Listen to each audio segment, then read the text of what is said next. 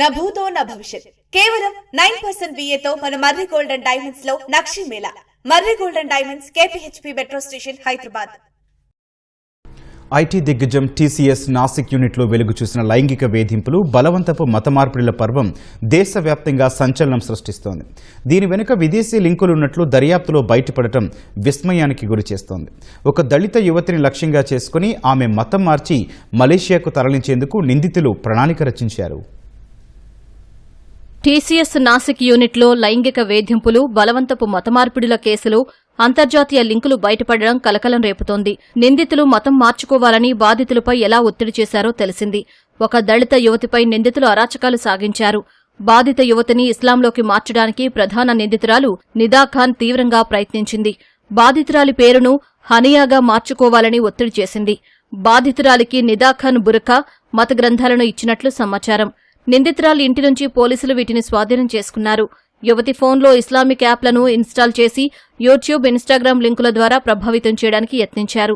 బాధితురాలి విద్యా ధృవీకరణ పత్రాలను లాక్కున్న నిందితులు ఆమెను ఉద్యోగం నెపంతో మలేషియా పంపాలని ప్లాన్ చేశారు. అక్కడ ఇమ్రాన్ అనే వ్యక్తి వద్ద పనిచేయాలని ఒత్తిడి తెచ్చారు. నిందితులపై SC/ST అత్యాచార నిరోధక చట్టంతో పాటు మతపరమైన మనోభావాలను దెబ్బతీసిన కేసులు నమోదు చేశారు.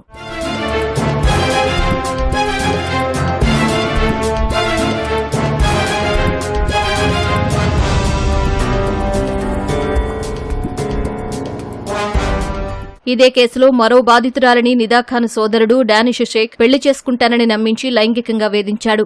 అప్పటికే అతనికి పెళ్లైన విషయం తెలియడంతో నిజాన్ని దాచడానికి ఆమెకు మలేషియాలో జాబ్ ఇప్పిస్తానని ఆఫర్ ఎరవేశారు.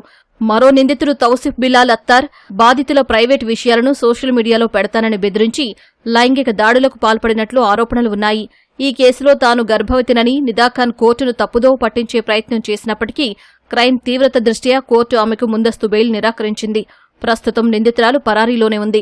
ఇప్పటివరకు 8 మంది ఫిర్యాదు చేసినప్పటికీ భయం వల్ల బయటకు రాని బాధితులు ఇంకా 15 నుంచి 20 మంది వరకు ఉండవచ్చని పోలీసులు అనుమానిస్తున్నారు. అంతర్గత విచారణ పూర్తి కాకుండానే ప్రాథమిక ఆధారాలతో TCS యాజమాన్యం మొత్తం 7 నిందితులను విధుల్లోంచి తొలగించింది. ప్రస్తుతం 7 నిందితులు పోలీసు కస్టడీలో ఉండగా నిదా ఖాన్ కోసం గాలింపు ముమ్మరం చేశారు.